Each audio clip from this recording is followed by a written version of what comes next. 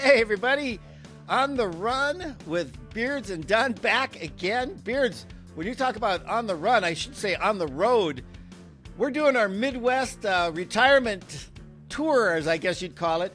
We've been to Iowa. We've been into Nebraska bicycling. We went out to the Black Hills of South Dakota. Now we're up in Minnesota. I'm in the northern country of Hendricks, Minnesota, at my sister's.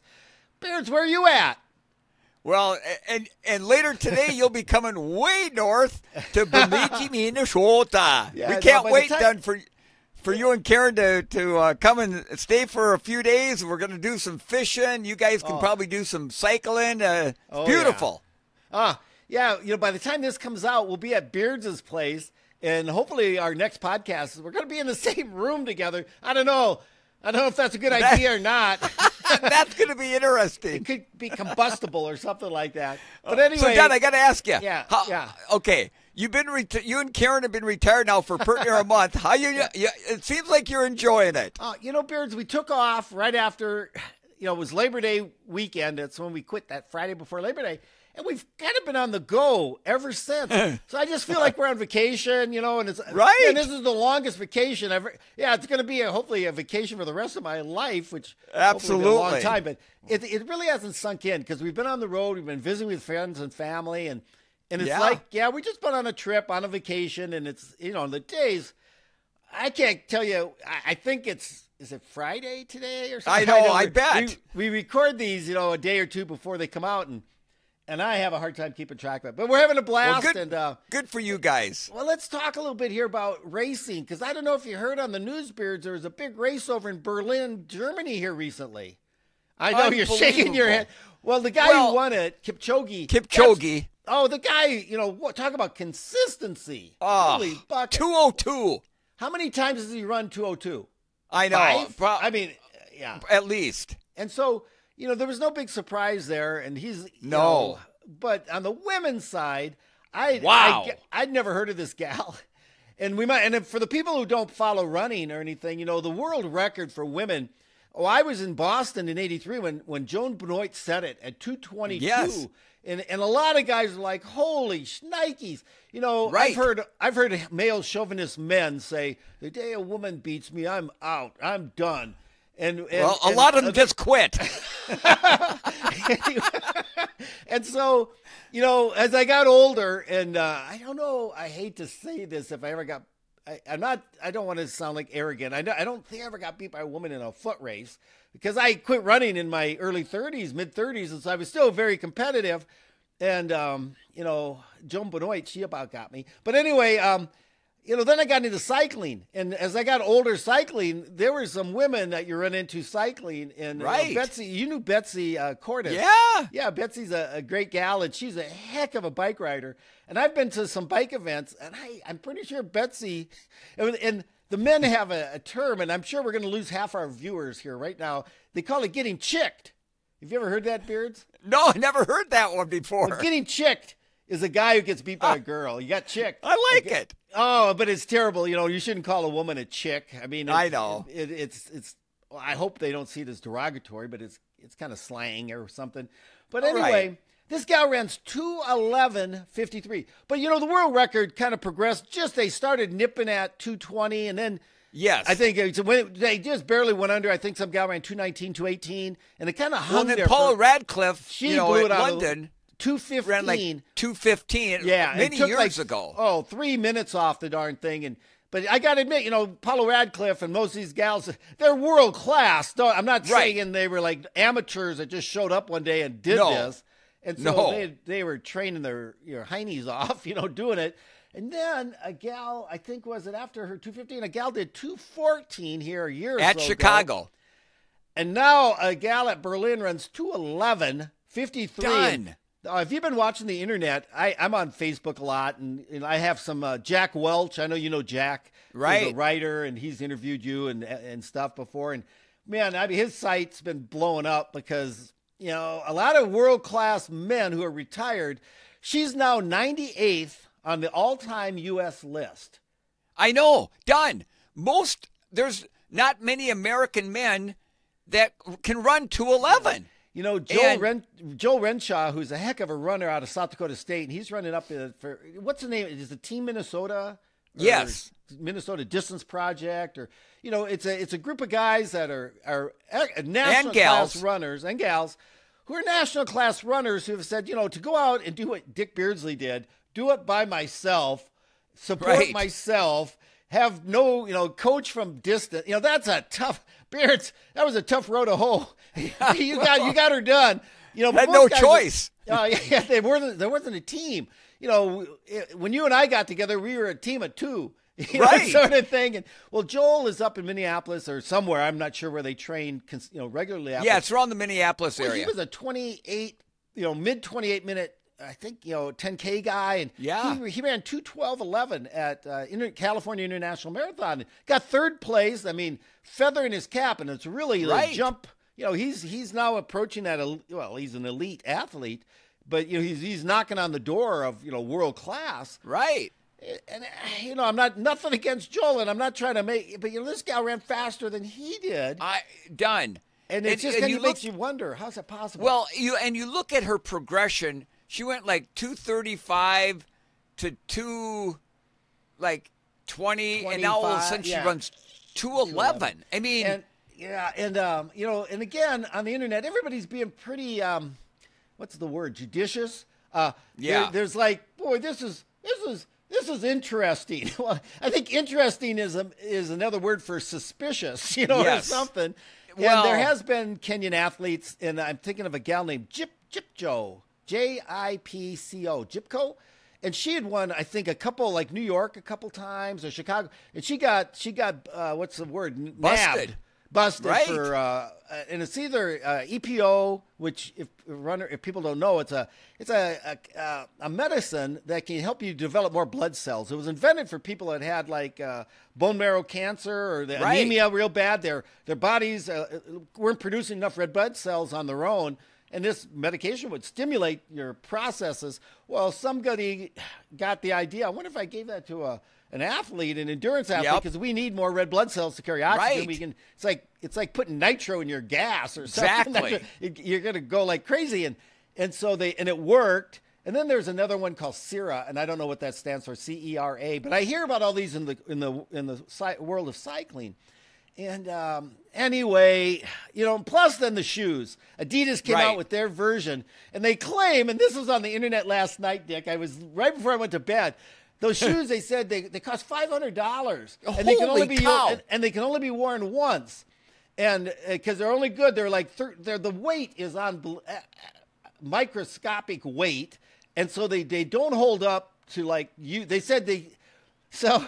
She wore them. Now she got them for free. I mean, she's a world-class athlete. You know, they gave them to her and said, "Look," and she. I'm guessing she might have worked out.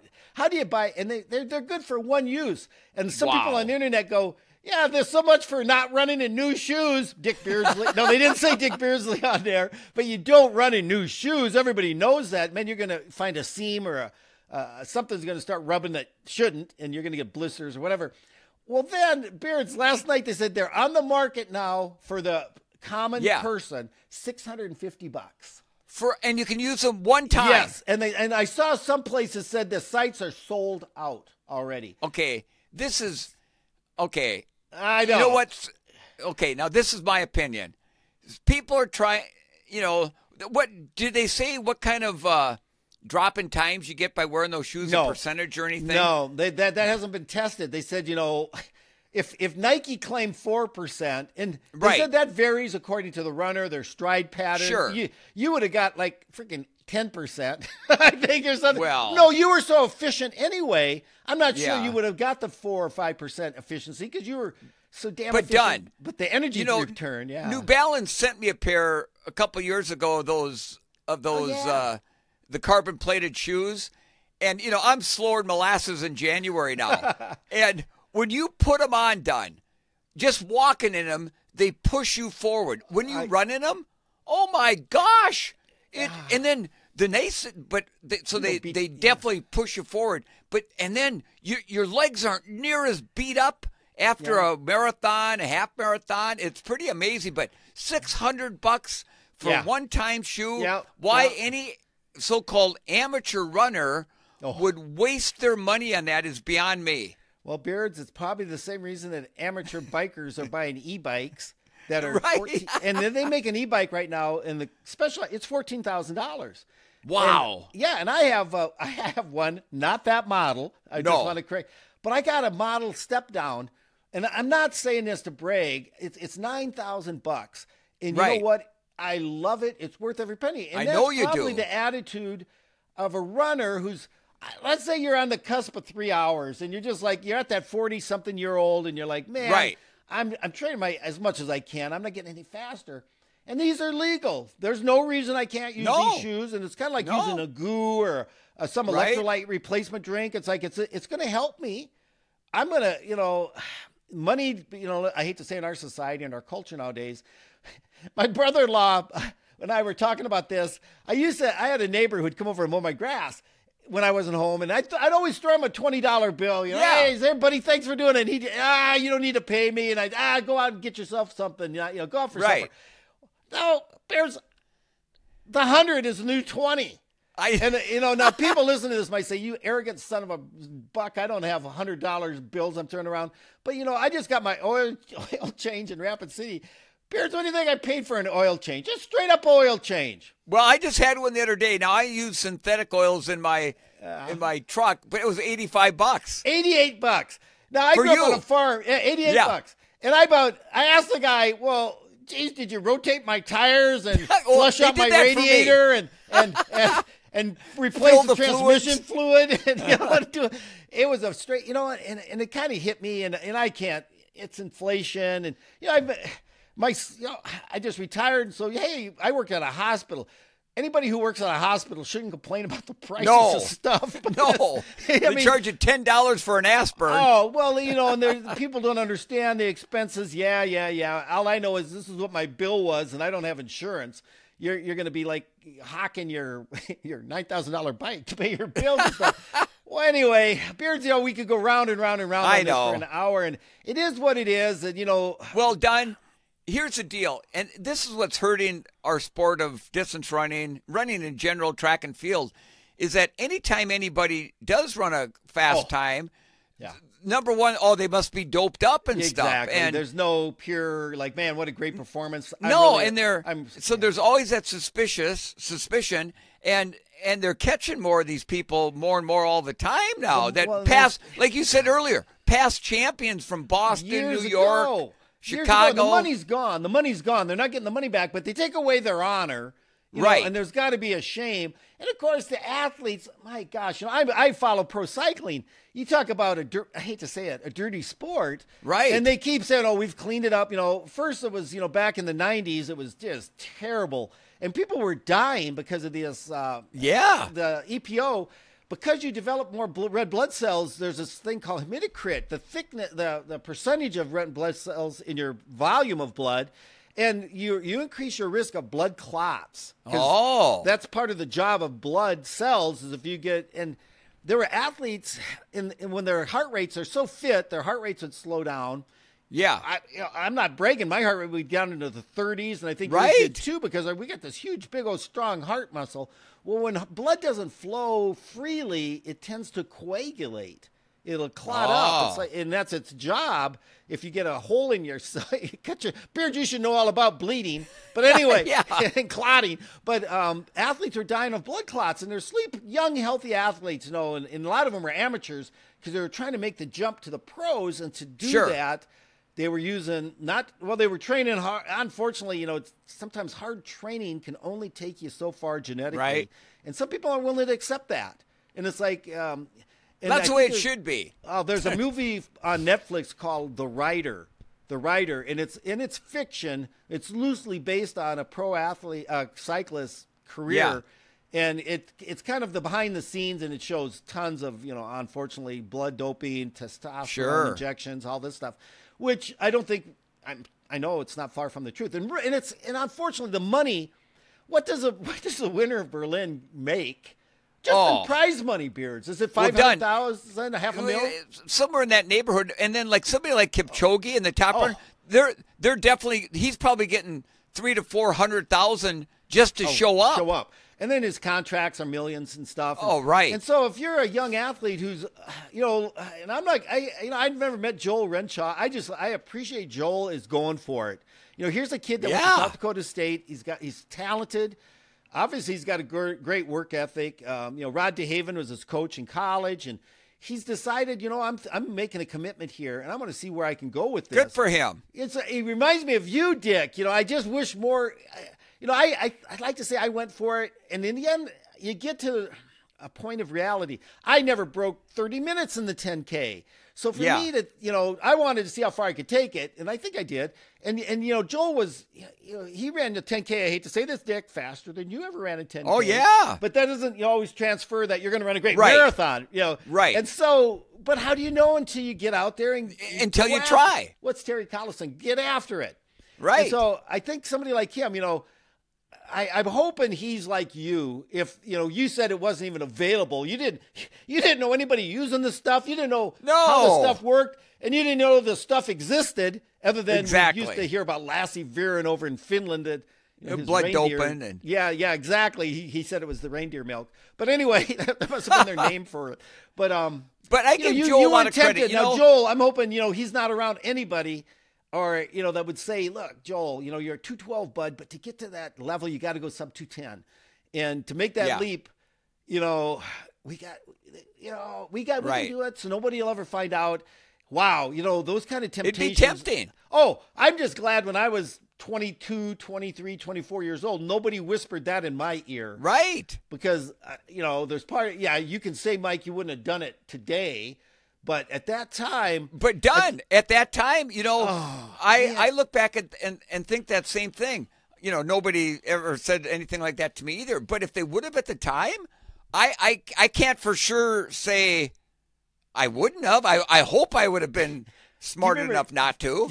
I like quoting old runners. Frank Shorter, and hopefully we'll get to visit with him someday. Yes. But Frank, he was interviewed a gazillion times, and one day I saw a quote, and I doubt he even remembers all of his great quotes, but he goes, if they would find out that eating horse manure would make you a faster runner, there'd be a line of skinny little guys outside the horse stable the next day. Absolutely. And I remember him saying that because I think he's saying that's human nature. And runners are so obsessed, obsessive compulsive disorder. We've got... That's what makes them good, though. Oh, it is. You got to have that focus. You got to have that fire in the belly to go out day after day after day. Like when you're out doing it, when all the guys look out the window and go, I don't think I'm going to go out today. It doesn't look very nice.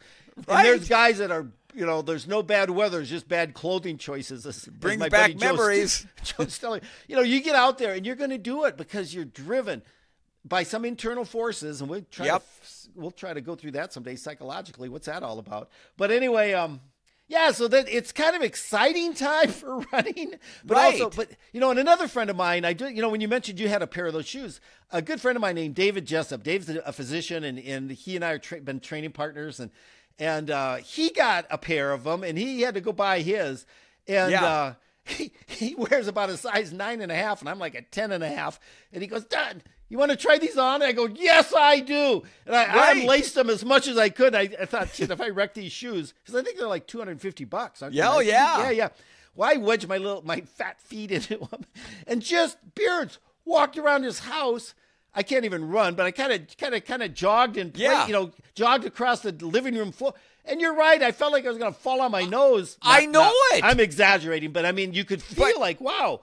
Yes. Well, if I notice it just walking, that I feel like I'm being propelled forward. Mikey, that's exactly what you feel like. You feel like you're being propelled, and somebody's behind you, kind of just giving you a nice, gentle push forward every time you take a stride. Right. The whole thing is also they're using them. If you're an elite athlete, you probably can have a freaking bunch of these shoes because companies are giving them to you. But I've heard it. When they do their hard interval training, you wear these shoes, and the next day, like you said, Dick, they're not Beards, they're not beating you up to the point where you have to have it. We used to do the hard easy system. That's you have to. You got to give yourself. Training occurs during recovery, not actually during training. Training is actually injuring yourself, and then your body adapts and it heals more efficiently. You're stronger. Well, the more often you can, you don't want to damage yourself to the point where it takes longer to recover. Well, these give you that ability to develop those physiological components that make you run faster, and you can come back and do it again. Now, Frank Shorter got beat by East German in Montreal, and years later, it found out he was being trained by the East German coaching system. He was doped to the gills. He was using a lot of steroids. And steroids, there's lots of different types, corticosteroids, and our body produces steroids to help us heal and stuff. But he was using an artificial amount of them to recover. He could train harder more often. Yes. Because his body was able to use artificially steroids to heal quicker. And then you could train harder, heal quicker, train harder, heal quicker. So the average guy, he could do so much training in such a short period of time. His physiological capacity, he got there quicker and was able to maintain it longer. He didn't anyway. So he was cheating. Yeah. And that's what it kind of comes down to. And that's, I guess, Beards, you and I lay down at night. I sleep like a baby. Me too. Because I don't have any guilt about I've never cheated in a race. I've never taken anything artificial. I think you and I tried bee pollen once time because I think we heard that was a big back thing in the for 70s. a while. Yeah, the bee pollen would make you run faster. It made you spend your money and waste your. It made richer. I don't know that it made me run faster, but you thought it might have. Well, I thought it might have been, but then I always, I'd be going around all day going. Stop it. That's enough of that. All right. The whole thing, it comes down to racing and the joy of racing. We loved it. I know, and you've got your training log. I've got mine here from 1982. And, Beards, I think I counted. I think I started racing in April 17th at the Brookings 10K, and then I raced till October 3rd. April, May, June, July, August, September, October. 7 months, had 18 races. And so, I'm looking through it here, and it was pretty much every weekend. If there was a race within driving distance, I was there. And when I showed up, it was pretty much the same guys weekend after weekend after weekend, because there's about 5, 6, 7 of us. I start naming names: Rob Kinnunen, Randy Fisher, Dwayne Mills-Slagle, Virgil Cheersma. I'm trying to think of the dude from over in Worthington that was really a good runner. Gerald Winia. Yeah, Gerald Winia. Then you had the local guys, Jan Kane, Todd and Kevin Sheldon. I mean, but there's you could go through this list of the runners back in the day, and weekend after weekend after weekend, we'd all be at a road race, and a lot of times we were at the same road race. I'm looking at my logbook, and that year of '82, from January to the end of October, I ran 20 races. Oh my gosh. And the whole thing was, well, I wasn't getting a dime. I was spending money to go do these, which was, I didn't care, that's just the way it was. You had to pay your entry fee. And I'm sure in most of those cases, there was no prize money at any of these races. No, and I'm looking, other than 1 or 2 races, I mean, I was going up against some of these guys that were like studs. Yeah. Well, I went up against the studs of South Dakota. You went up against the studs of Minnesota, and they had a lot more of them over there because Oh no, I'm talking USA. You're talking world class because you were now traveling to some pretty good races in '82. Yeah, I got to remember. Yeah. I look at my logbook, and I only ran about 3 races in Minnesota that year. They're all out of state and other parts out of country. Parts of the world. That's because Beards, you were world class at that time. Well, so for you to stay in Minnesota would have been kind of like, I don't know, I don't sound negative towards the Minnesota guys, but like a workout for you because you needed a higher level. Yeah, really, if you're going to run at a world class level, you got to, they always say if you want to get better, you compete against guys better than you are. Yeah, and that challenges you and motivates you to raise your game up to their level. And I was doing it on a local level here. And so, if there was a race, we kind of ended up with Grandma's it was June 19th. I know you won it. I got 10th. Yeah. I actually, 1 week later, I went to Watertown, the Lake Kempesca. I didn't do the half marathon. They have a great race up there. It goes around the Lake Kempesca. Nice. It's like Detroit Lake. It's like your half marathon. It's just there. Let's run around the darn thing. And right. The distance was right. I did a 4-mile relay with Bob Bartling, Tammy Weimer, I think was the name, out of Brookings, and Virgil Cheerson and I, the fun. 4 of us. And man, my legs, it was 1 week after Grandma's. And I was good. I did a 4-mile leg of the relay. And the first 2 miles are fine. The last 2 miles, I was like you at the end of Grandma's. I couldn't wait for this to get over with fast enough. Because my legs, I tell you, they hadn't recovered. And I remember distinctly, Beards, the first 2 miles I was flying. The last 2 miles, it was one step after the other. Because when the lights went out, but lucky it was a relay, like there was nobody near me, and we won the darn thing. I ran 2014 for 4 miles, which is a nice 4-mile. But I went out like at 4:50 pace and ended up at 5:20 pace. I was running marathon pace at that. But, and so then, 1 week after that, I'm at Lenox doing the Lenox 6-mile. 1 week after that, I'm at Adrian, Minnesota and my legs felt good now. I'm back. 1 week later, I'm at Mitchell doing a 15K. 1 week after that, I'm at Salem. Okay, then I had a 2-week break before we went, to the Brookings 1-hour run. So, yeah, I mean, racing, you and I think, I don't know if you said it, it's the cherry on top of the dessert. It really is. It's split.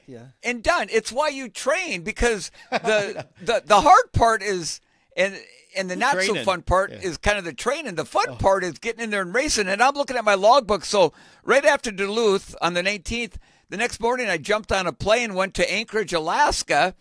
And a few days after I got there, I ran a 10K.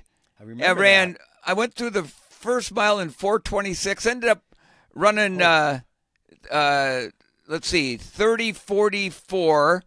And was fortunate to get first. Yeah, because Don Clary and some good runners from Alaska? Yeah. I think he was there. And then the next 2 days later, I was in Fairbanks, and I ran another 10K, ran like 29:50, and was fortunate to win that. Done. I get back, and a few days later, I'm in Saginaw, Michigan.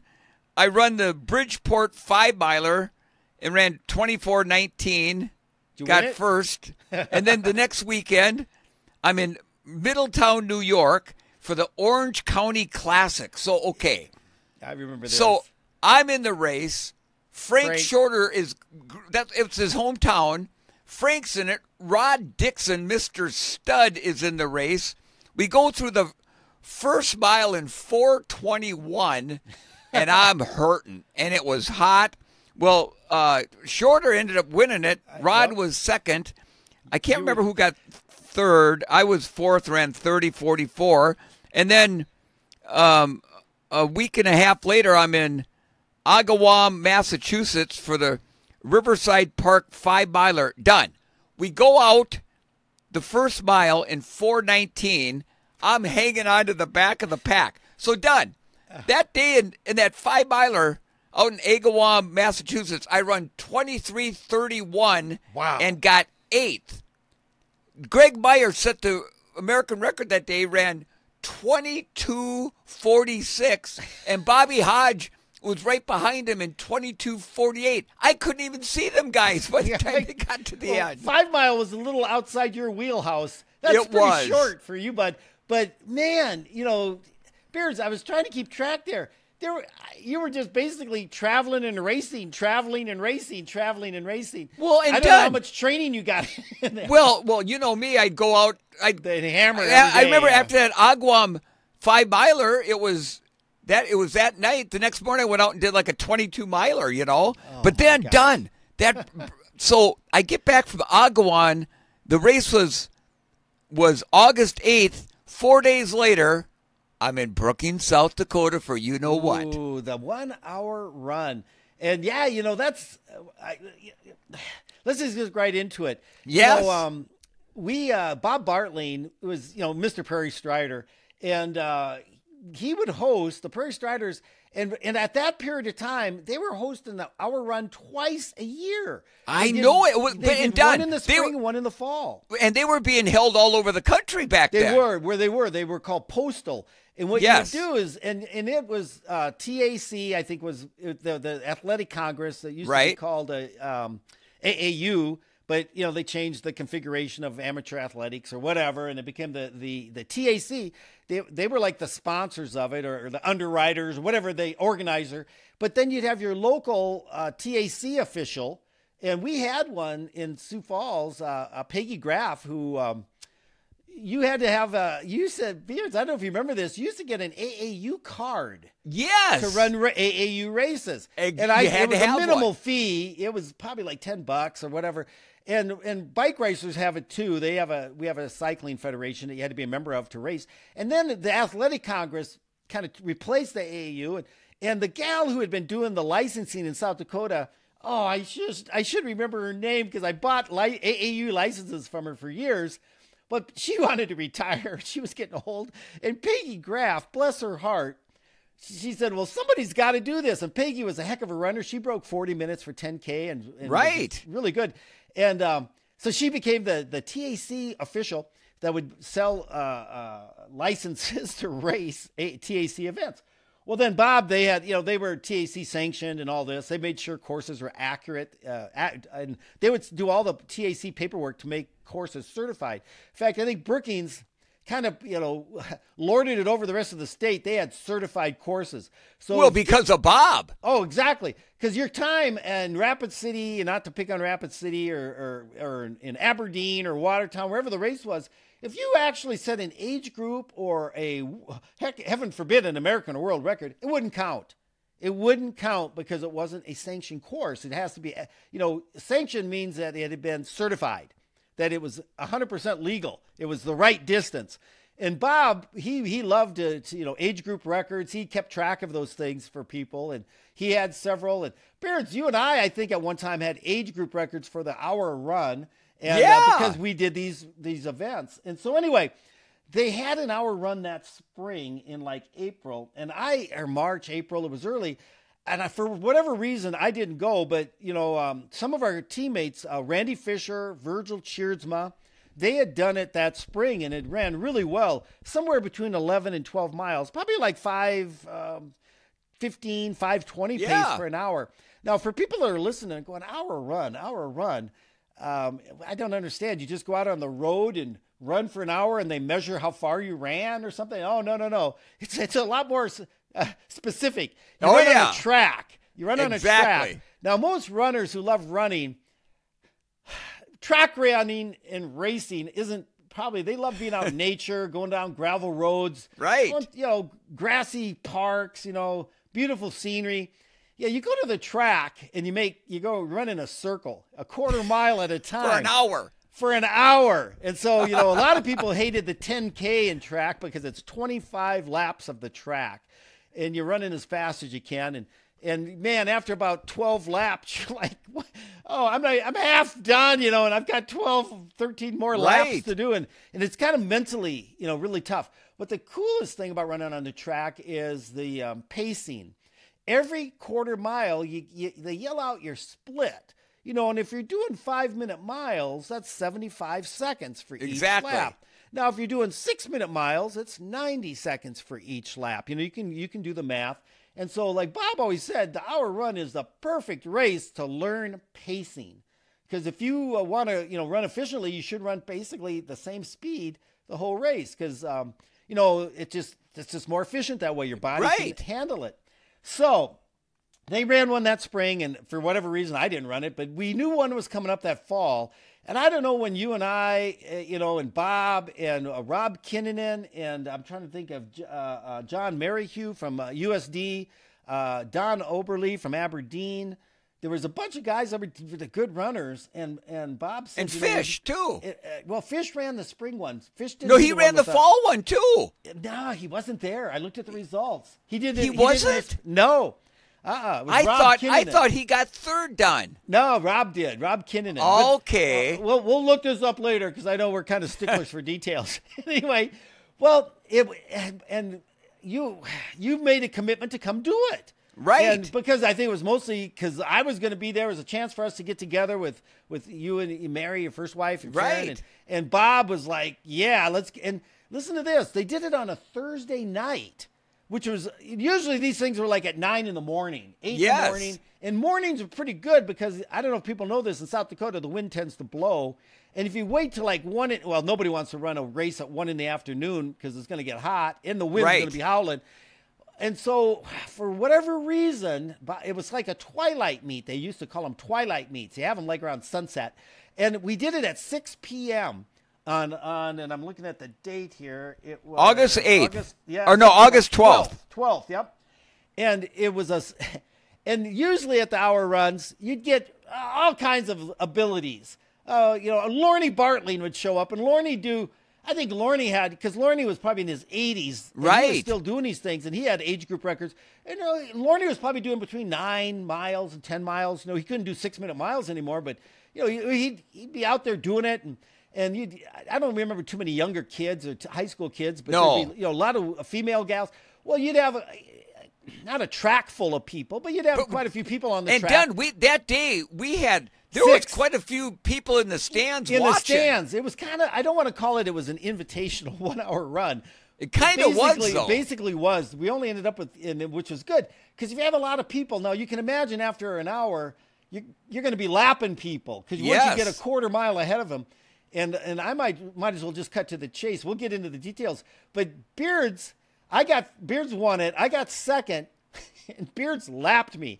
Now, there's no shame in getting lapped by Dick Beardsley in a 1-hour run because Dick ran over 12 miles. I have it down on my book here.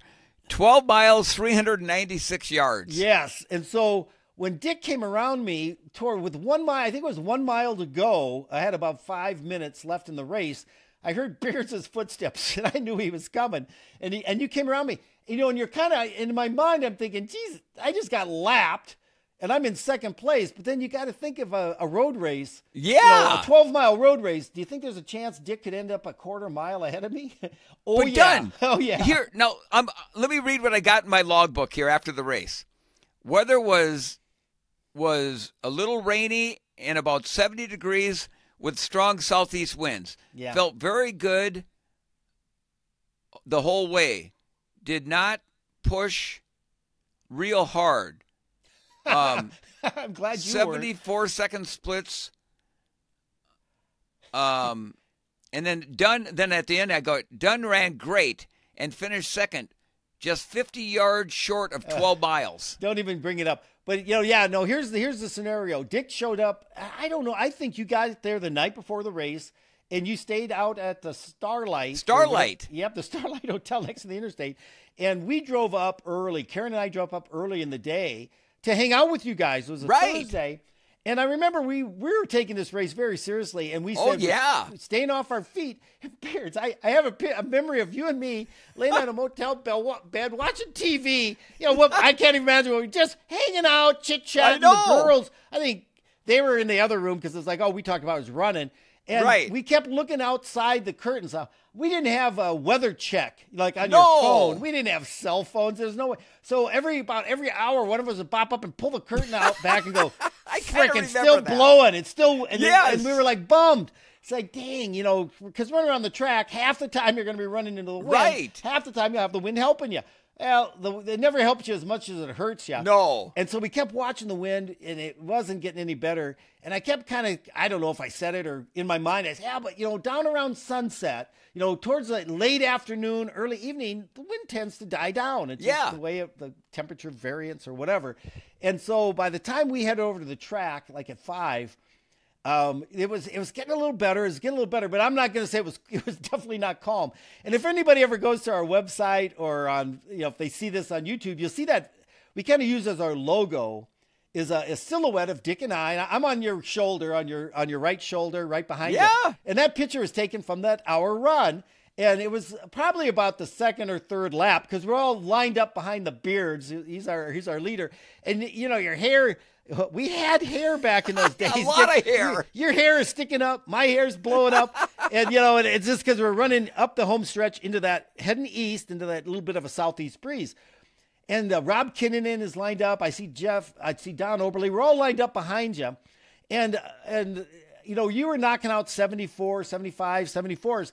And I hung with you, and some of the guys started tailing off. And I remember I was the last one, and I hung with you till about 3 miles, and we went through 3 miles and right around 15 minutes flat. Just under. Because 15. I looked at my log here, Dunn, and for the whole thing, I have written down I averaged 4:54 a mile. Yep. And so we were we're doing sub 5s. Right. And I got to admit, following you, whenever we ran together, it just felt the runs flowed. I felt pretty good. But I kind of had that, when you're at your threshold, and your threshold's when you're at about 90% of your max heart rate. You're kind of finding that point where lactic acid, which is a waste product of metabolism, is building up. And if you're right on the edge, you're processing it about as fast as you're building it up. And so it's kind of hurts, but you're able to maintain that speed. Where if you go a little faster and you start developing more waste products than you can eliminate, carbon dioxide in your blood, all this kind of stuff, you're creating a debt, and the debt gets bigger and bigger and bigger to where fatigue right. really, it sounds like money. If you get in a hole with your credit cards and they start charging you interest, exactly, man, it is hard to get out of that hole. What's the good same way to thing put with, it? Yeah, it's the same thing with these fatiguing factors. And I knew I was on the cusp, because, you find this point through trial and error. You find it through training, you find it through racing. And I had to let you go because I thought, well, if I hang with the Beards another mile or two, I maybe can do that, but I'm going to have to slow down because of the fatigue. And I didn't want, and so I let you go. And so now, which is really hard, we're all running by ourselves. Yeah. We're all running our own little race around the track. Now, what's kind of interesting about this hour run is every runner has to have an assigned, I don't know if I'd call him an official, but a timekeeper. They count your laps and record your time every lap. And if people really have any interest in this whatsoever, go to our beardsanddunpod.com website. And I'll have this up. It's on the extras. I have my sheet. I don't know. I wonder whatever happened to your results sheet. Who knows? Probably in a box somewhere. I got a photocopy of mine because they had to send in the original to TAC because it's made part of the competition nationwide. Well, I got a copy of mine, and a guy named Greg Mix was a local runner in Brookings, and Greg was out there, and I don't know if these guys, they all volunteered, or Bob recruited them, and I don't know who did your splits, but Greg Mix did mine, because he had to sign his name to the results, and date it, and say, yep, I attest that this is what the guy did. So I have every quarter mile time, and then off to the side. See that. Oh, well, go to the website. I will. And see mine. But anyway, and so I went through 6 miles. I was at 29 plus. I was sub 5s, and I was sub 5s all the way through 8 miles. Nice. And then, but it started slipping away. And I think I threw in a few 76s. And, and if you look at my splits, they were all 74 to 70. I think the slowest quarter I ran was 77, maybe. That's impressive. Oh, very consistent. Like a metronome. You're trying to just maintain that same speed the whole way. The nice thing about running on a track is you kind of get in that rhythm. There's no hills or anything like that to kind of vary the pace to step a little in bit. and get a cramp or whatever happened to you at Bond anyway. And so the god darn thing, Beards catches me with 1 mile to go, and I'm doing the mathematics in my head. I needed a 4:41 last mile. And to hit 12. I knew to hit 12 miles. And I let's be honest, folks, I could go out and run a 4:41 1 mile. Right. And I might have been able to do that earlier in the race if you said, okay, we're just going to go 1 more mile and stop. I might have been able to crank out a 4:40. But I thought there's no way. But I just said I might just keep running. And with 1 lap to go, they shoot a gun. They shoot a starter's pistol. Boom! And it's telling you've got 1 minute. And that means if you've had anything left, go for it. Because, in a regular race, you get to they might have a sign in the road that says 400 meters to the finish. Yeah. And, and they do in cycling. Well, in a 1 hour run, you don't know where you're at in that dang hour. No. But they will shoot the gun. And they hand you a sock. And in the sock is sand. You're right. Sand. It's like a half a pound or a quarter of a pound, and they tie a knot in the top of the sock. Well, the reason is when they shoot the gun again, it's over. And wherever you are, it's on the honor system. Drop the sock. That's your official finishing distance spot. Yep. So and they have to give everybody this goddamn sock when they're within one, they with the finish line, they have to be within a minute of if you don't have your sock, I guess you just stop and stand there in the track. Well, no, they try to go, okay, Mike, they gave me the dang sock as I crossed the start finish line, I had to carry that dang sock with me for a minute. I always say that's what kept me from getting 12 miles. There you go. So and I had 60 seconds. If I could have cranked out a 60-second last lap, I would have hit 12 miles. Because I went through those last 3 laps leading up to that. I ran what would have been like 3:31. I was averaging like 70. I picked it up, but I couldn't pick it up any faster. And so I was thinking, if I could run a 60-second last quarter, I'll hit 12 miles. That's tough, though. I did, and I sprinted as hard as I could. And I think, what did you say? I was 50 yards short. 50 yards short is what I had. And I had to drop the dang sock. And then they go out with a tape measure, and they can measure around the track how far right to the yard everybody did. It's a heck of an event. It's a labor of love. And then all the results get sent in, and I'm going to cut to the chase. Dick was national TAC 1 hour champion. I think he actually did it twice. I think you did it in 81, and then you did it again in 82, because you and I had done this a year earlier. Yeah. And then I got third in the nation. A guy named Eric Huff. I don't know if you remember him. He ran for Cal Poly SLO. He got second. They did postals out in the West Coast. They did them all over the United States. And the Prairie Strider Track Club won the darn thing. We were national champions. I think we. I didn't know that. Yes. Oh, yeah. And Beers, you probably have. I have a TAC. Now, I've never asked this question, but if you go to the national championships, the United States Track and Field, back in 1982, Craig Virgin and all these Doug Padilla, all these guys are going, Steve Scott, and they're running the TAC National Championship. And let's say you win the 1500 at the TAC National, you get a gold medal. And it says on the back, and you got a gold medal. It says 1 hour run, 1982. I got a bronze medal. It says 1 hour run, 1982. I wonder where the heck mine is. We have then gold TAC medals that say Team Champions 1 hour run. Wow. And I have these in a box. If you say, John, I don't believe it, I'll when I get home, I kept all these. Gosh. I didn't keep everything, but some things I got. Because how many people can say they've got a national TAC gold, silver, bronze? I'm sure I probably got it in a box somewhere in the attic. Well, we were just giddy as all get out. I remember. We went for a cool down run. And yes, there were quite a few. I don't want to call them fans. Let's call them spectators. Yeah. That came out. I think some of them were a lot of the SDSU guys. And I think Rob Byer. I think Joe Chamberlain said he got there later. And my mother and father-in-law, Ed and Sylvia Hausman, were there. Oh, we went out for a run. My legs.